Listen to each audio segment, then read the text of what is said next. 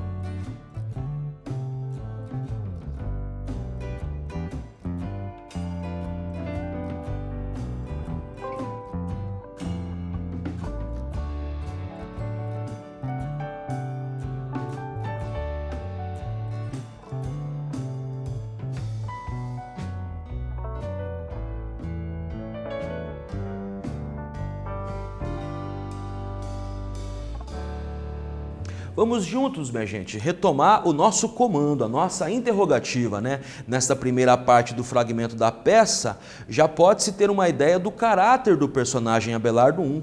Como podemos classificá-lo? Pois bem, é possível inferir que ele não é uma boa pessoa, segundo os que o criticam, leva uma vida de mau caratismo, né? E ele mesmo assume isso discursivamente, né? Pois bem, vamos continuar a nossa leitura então. Abelardo I. Por que não? O pânico do café. Com dinheiro inglês, comprei café na porta das fazendas desesperadas. De posse de segredos governamentais, joguei duro e certo no café-papel. Amontoei ruínas de um lado e ouro do outro, mas há o trabalho construtivo, a indústria. Calculei ante a regressão parcial que a crise provocou. Descobri e incentivei a regressão, a volta à vela, sob o signo do capital americano.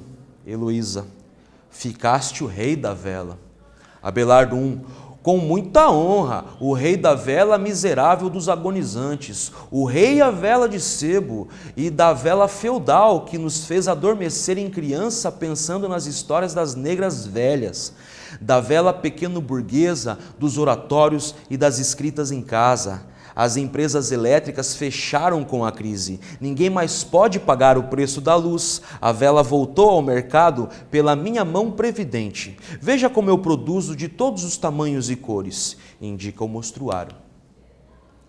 Para o mês de Maria, para as cidades caipiras, para os armazéns do interior, onde se vende e se joga à noite, para a hora de estudo das crianças, para os contrabandistas no mar. Mas a grande vela é a vela da agonia, aquela pequena velinha de sebo que espalhei para o Brasil inteiro. Num país medieval como o nosso, quem se atreve a passar os umbrais da eternidade sem uma vela na mão, herda um tostão de cada morto nacional. Atividade 2, minha gente. Vamos lá ler o nosso comando. No fragmento em destaque, Abelardo I intitula-se como o rei da vela, com muita honra, o rei da vela miserável dos agonizantes. Por que ele detém este título e por qual motivo é considerado miserável? Pensem aí um pouquinho, eu já volto comentando com vocês as nossas hipóteses de leitura.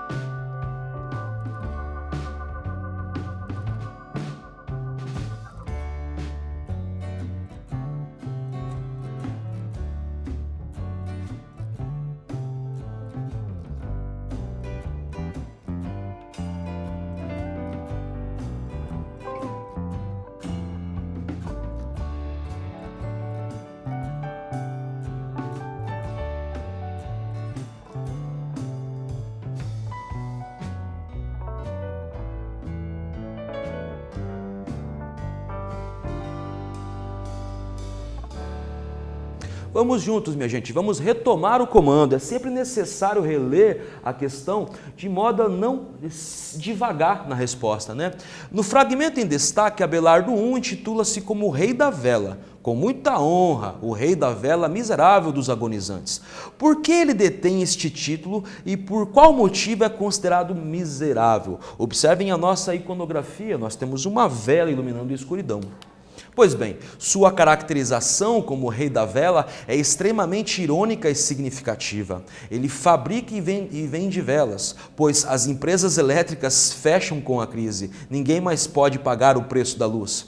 Também é costume popular colocar uma vela na mão de cada defunto. Assim, Abelardo I herda um tostão de cada morto nacional. Abelardo torna-se então o símbolo da exploração à custa da pobreza e das superstições populares. É do nosso folclore, inclusive, né? Pois bem, vamos continuar então a leitura desse primeiro ato, né? O finalzinho do primeiro ato. Heloísa sonhando. Meu pai era o coronel Belarmino, que tinha 7 fazendas, aquela casa suntuosa de Higienópolis, ações, automóveis, 2 filhas viciadas, 2 filhos tarados, ficou morando na nossa casinha da Penha, indo à missa pedir a Deus a solução que os governos não deram. Abelardo I, que não deram aos que não podem viver sem empréstimos. Heloísa, meus pais, meus tios, meus primos.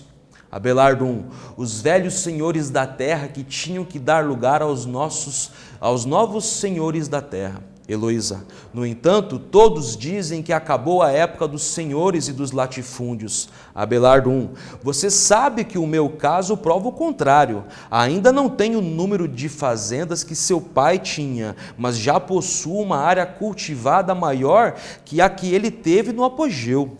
Heloísa, há 10 anos a saca de café a 200 mil réis.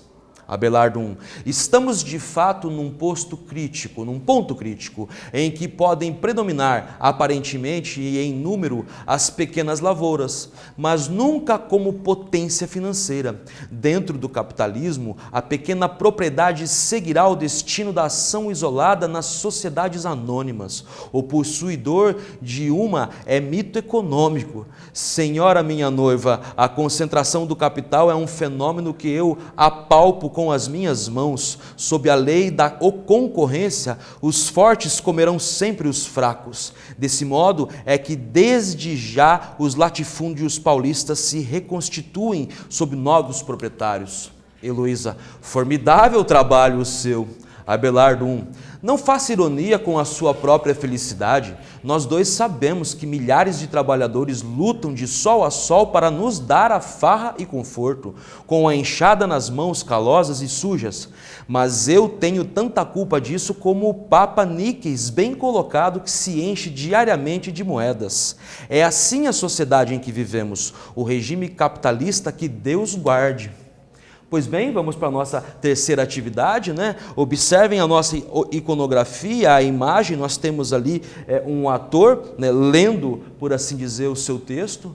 No texto teatral, as falas das personagens assumem um papel de destaque na construção da história.